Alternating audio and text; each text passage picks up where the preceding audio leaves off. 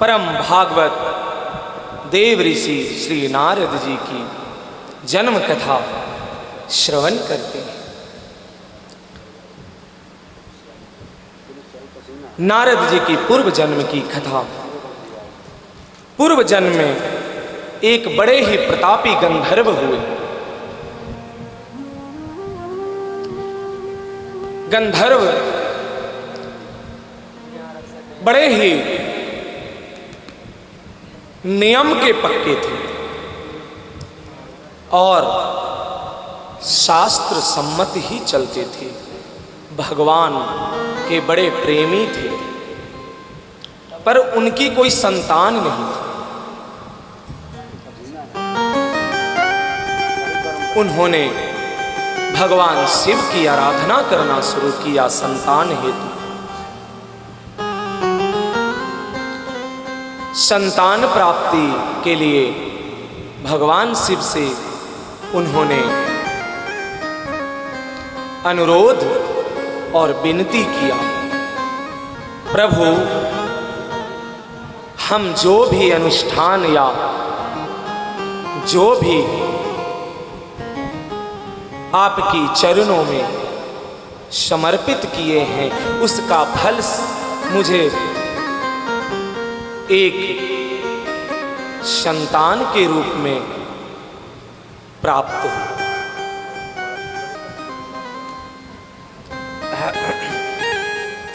ए मैया,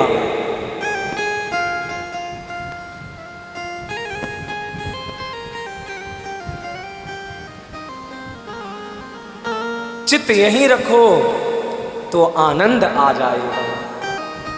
चित्त गया अगर संसार में तो फिर से वही नाना प्रकार के चिंतन बनने लग जाएगा।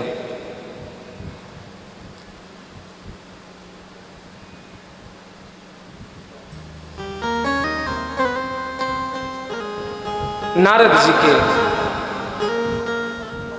जन्म कथा को हम अगर चिंतन मन से और चित्त को स्थिर करके सुने तो परम भागवत है। परम भागवत जो भी महापुरुष हुए उनकी चिंतन करने से, ये बड़ा गूढ़ विषय है पंडित जी, सातवीं भक्ति हमारे हृदय में प्रकट होता है। उनकी सातवीं हिस्सा जो भक्ति की है वो हमारे हृदय में प्रकट होता है।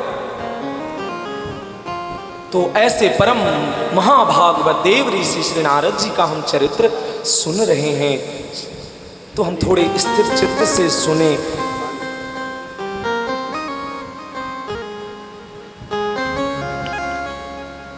अब गंधर्व राज पर भगवान शिव ने असीम कृपा कर दी और कृपा स्वरूप संतान की प्राप्ति हुई। संतान की प्राप्ति के बाद बड़ा ही हर्ष और उल्लास के साथ गंधर्व ने उत्सव मनाया गया। गंधर्वों के बीच नामकरण संस्कार बड़ा धूमधाम से हुआ और नाम रखा गया। नाम रखा क्या जाता है, देखो नाम का विषय में कल भी हमने कहा, बड़ा ही सोच विचार करके नाम रखना चाहिए। उपवरहन नाम रखा गया। और उपवरहन का मतलब क्या होता है? उप का मतलब होता है अत्यंत और वरहन का मतलब होता है श्रेष्ठ, जो अत्यंत श्रेष्ठ हो।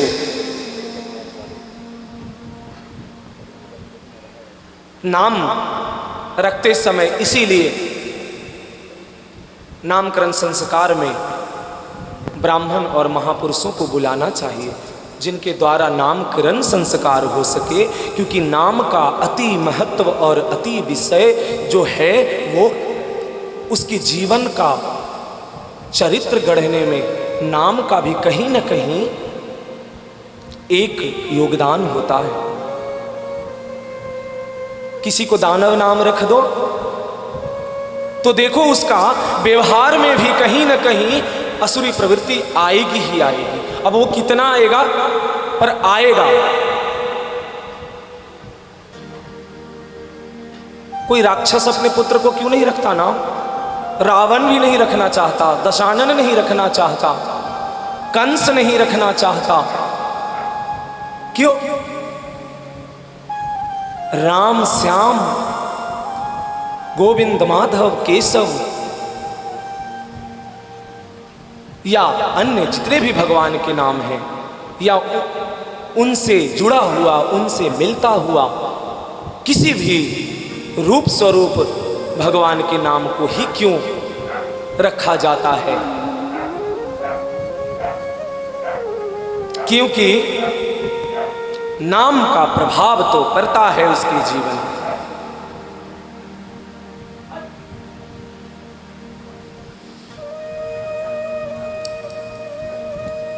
उपवरहन जैसे जैसे बड़ा हुआ, संगीत के बड़े प्रेमी और बड़े ही संगीत में निपुण हुए। एक दिन ब्रह्मा जी की सभा में संगीत का संघ करने का उनको मौका मिला।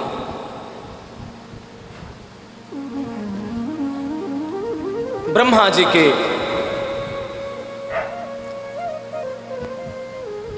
उस संगीत के दरबार में उपबरहन ने अपना जो भी उत्तम कला थी उसका प्रदर्शन करते हैं। पर उस संगीत सभा में कुछ ऐसा भी होता है जो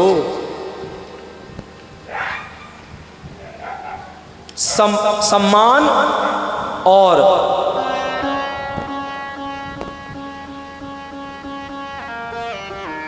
उपवरहन के लिए आगे फलदायक नहीं था।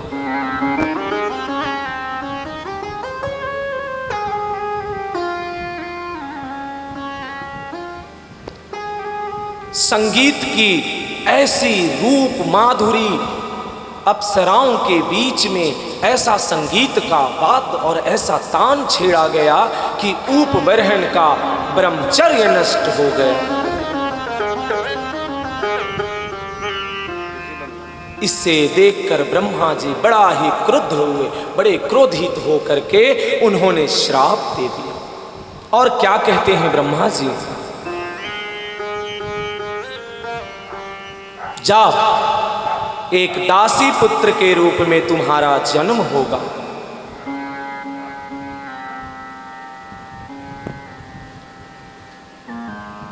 दासी पुत्र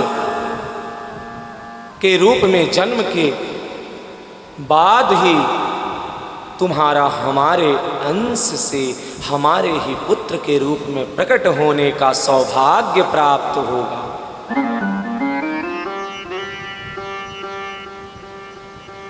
आइए देखिए, नारद जी अब उपबरहन हैं, पर अब उनको श्राप मिल गया है दासी के रूप में जन्म लेने का। तो वो सोचते हैं कि विलंब क्यों करना, पूरा जन्म क्यों और बिताना, अभी ये जीवन तो बहुत ही लंबा है। तो उससे पहले ही आगे जब किसी को अगर पता चल जाए कि हमें शरीर छोड़ना है और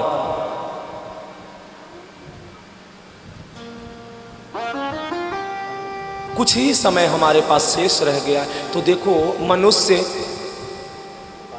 और गंधर्व में देखो, क्योंकि कहीं ना कहीं भगवान की कृपा है, तो मनुष्य क्या करेगा, वो घबराएगा।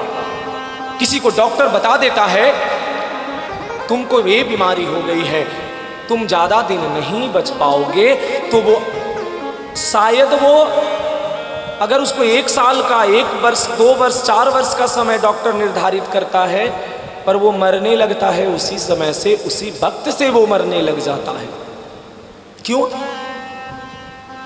क्योंकि इसलिए नहीं कि मरने से डर है, इसलिए क्योंकि हमने अपनी जीवन में जो अर्जित करने के लिए हमें इस सृष्टि और संसार में भेजा गया, हमने उसे किया ही नहीं। हमने पूरे जीवन असत्य आचरण और नाना प्रकार के माया रूपी इस भ्रमर में फंसा करके अपना जीवन व्यर्थ ही व्यतीत कर दिया। तो किसी को पता चले, देखो कोई विदेश अगर कमाने जाए और खूब 10 वर्षों तक जितना दिन रात मेहनत करके वो धन कमाए, और पता चले कि जब तुम अपने देश को, स्वदेश को वापस जा रहे हो तो सारे आपके धन यहीं रख लिए जाएंगे। जो आपने 10 वर्ष कमाया वो एक भी धन तुम्हारे साथ नहीं जाएगा। यहाँ तक कि तुम्हारे वस्त्र भी उतार लिए जाएंगे। हवाई अड्डा पर जाने से पहले उस व्यक्ति की दशा कैसी होगी कि अरे 10 वर्ष तक हमने जितना हो सके मेहनत करके अपने घर परिवार के लिए जो धन अर्जित किया था कि हम उसे वापस ले जा करके परिवार और कुटुंबियों को सुख पहुंचाएंगे, पर ये तो सब यहीं रख लिया जाएगा। ऐसा ही है बाबा, जब किसी को पता चले कि मृत्यु निकट है तो देखो उसी क्षण से वो मरना शुरू कर देता है। उसकी डर से ऐसी दशा होती है कि 2 वर्ष अगर उसको जीना था डॉक्टर के हिसाब से, पर वो 2 वर्ष भी नहीं जी पाएगा। क्यों? क्योंकि उसके अकारण ही भय उसके हृदय में व्याप्त हो गए हैं। क्योंकि जो धन चाहिए वो है नहीं। और धन क्या है?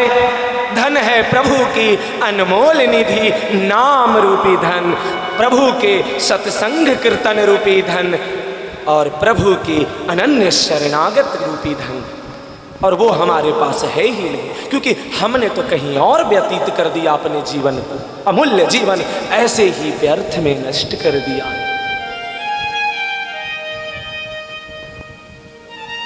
ऊप बरहन को पता चला कि अगला जन्म दासी के रूप में लेना है, तो वो बड़े विवेकशील थे। उन्होंने क्या किया? बोला जब अगला जन्म लेना ही है दासी के रूप में, तो इस शरीर को लंबा क्यों खींचना, अभी इसी समय इसे त्याग दो। अब उनकी उपवरहन की विवाह हुआ था तो उनकी पत्नी मालावती थी, उसका नाम था मालावती। वो वहीं पर थी। आसवानी हुई कि बस इस जन्म में तुम्हारे लिए इतना ही था, अगला जन्म हमारे पुत्र के रूप में होगा तुमको, और अगला जन्म परम यशस्वी दिव्य स्वरूप और महान तपस्वी, महान योगी, परम भागवत देवर्षि नारद के रूप में उनका प्राकट्य हुआ, जो भगवान के नित्य स्वरूप में भगवान के निरंतर दर्शन का रसपान करते रहते हुए विचरण करते हैं। और इतना ही नहीं, उनको क्या क्या प्रदान हुआ। श्री हरि नारायण ने उनको बड़े ही दिव्य संगीत रसधारा सदा प्रकट करने वाला बीना प्रदान किया, और भगवान ने उनको सदा गतिमान होने का आशीर्वाद भी प्रदान किया। परम भागवत श्री देवर्षि नारद जी जगत को मंगल करने के लिए, जगत को पावन करने के लिए ब्रह्मा जी के मानस पुत्र के रूप में उनका, और कई जगह वर्णन है कि ब्रह्मा जी के मानस पुत्र ही नहीं, ब्रह्मा जी के बड़े ही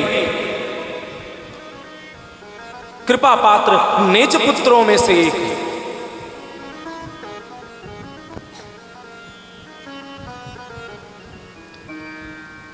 देवर्षि नारद जी की बड़ा ही सुंदर महात्मा का चर्चा हमने अभी सुना। हम अब आगे बढ़ेंगे उससे पहले नारद जी का जब बीना प्रदान हुआ तो कीर्तन नारद जी उस बीना से करते हैं और सारे देवताओं और देव गंधर्व उस समय आनंद विभोर होके भगवान के कीर्तन करते हैं। आइए भगवान का कीर्तन करेंगे। हरि नाम नहीं तो जीना क्या। हमारा ऐसा ही होना चाहिए कि हरि के नाम के बिना हमारा एक पल भी जीना व्यर्थ अगर लगने लगे तो समझ लो कि अब वो दिन दूर नहीं जब हम हरि चरणारविंद में अपने आप को स्थापित कर लिए।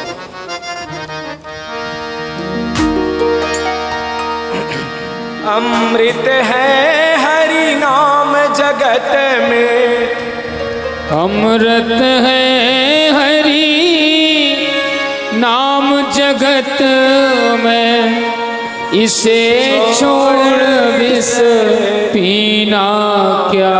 हरि नाम नहीं तो जीना क्या। हरि नाम नहीं तो जीना क्या। हरि नाम नहीं तो जीना क्या। अमृत है हरि नाम जगत में, छोड़ विषय रस पीना क्या। हरि नाम नहीं तो जीना क्या। हरि नाम नहीं तो जीना क्या।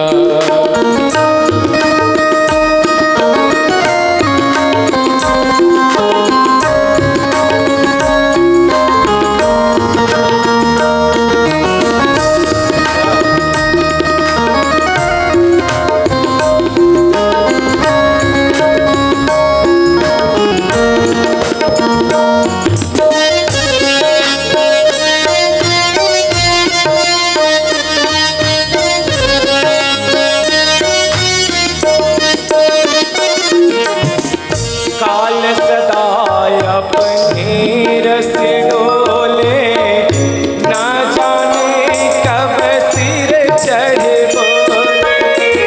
काल सदा अपने रस डोले, ना जाने कब सर चढ़ बोले। काल सदा अपने सिर डोले, ना जाने कब सिर चढ़ बोले।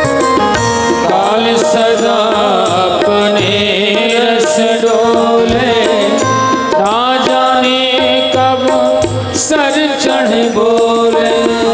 हरि का नाम जपोले सिवासर, हरि का नाम जपो निस्वासर, इसमें बरस महीना क्या।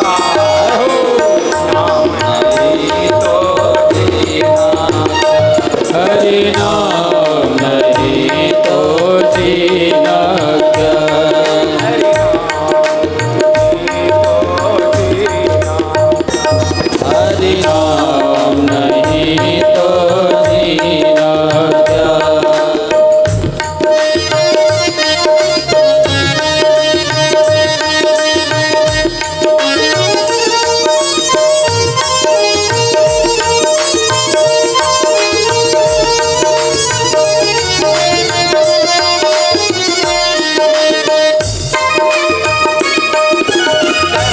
कीर्तन का आनंद ले। प्रेम से तालियों की सेवा करें। जय हो। हरि का नाम बड़ा पावन है।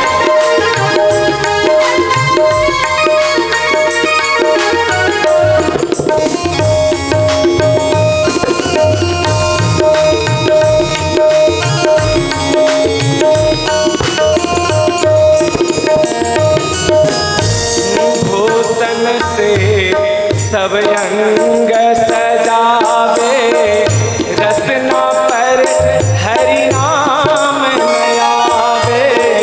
भूषण से सब अंग सजावे, रसना पर हरि नाम न लावे।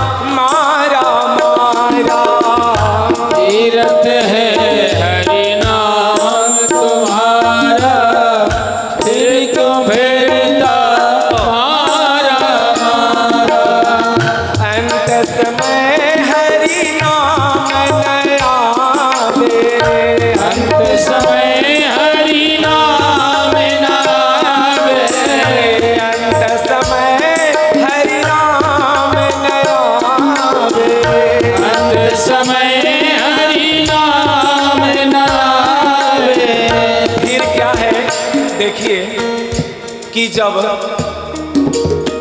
जीवन भर अगर भजन हरि का हम नहीं करते हैं तो अंत समय में कितना भी आप प्रयास कर लो, आपके इस रचना में हरि का नाम नहीं आएगा।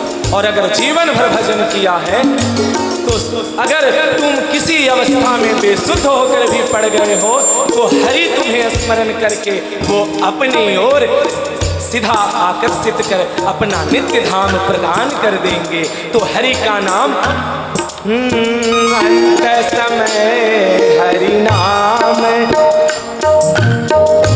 अंत समय हरि नाम नावे, अंत समय हरि नाम नावे, अंत समय हरि नाम नावे। काशी और मदीना क्या हरि नाम नहीं तो जीना क्या, हरि नाम नहीं तो जीना क्या, हरि नाम नहीं तो जीना क्या। अमृत है हरि नाम जगत में, अमृत है हरि नाम जगत में, छोड़ विषय विष पीना क्या हरि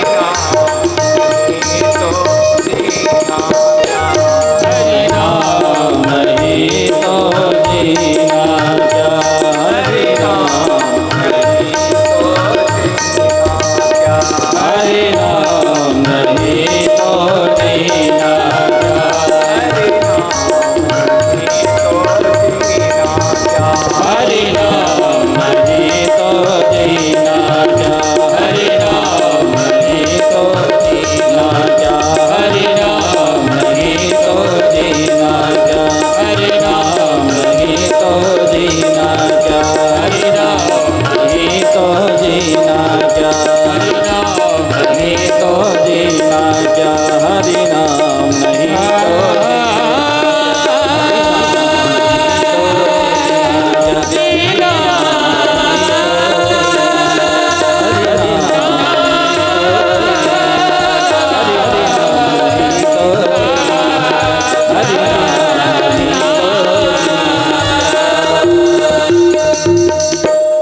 जय जय श्री राधा वल्लभ लाल लाल की भागवत जय, भगवान की जय हो। बड़ा ही सुंदर हरि भजन करते हुए नारद जी सारे देवलोक से लेकर के सारे लोकों में भ्रमण करते हैं और उसी बीना से हरि नाम का निरंतर रसपान सारे जगत को कराते हैं। तो नारद जी की बीना कोई साधारण बीना नहीं है, स्वयं श्री हरि नारायण के द्वारा प्रदान की हुई बीना है। आइए नारद जी को दंडवत करके प्रणाम करके अब हम आगे बढ़ते हैं महाभारत की कथा की ओर।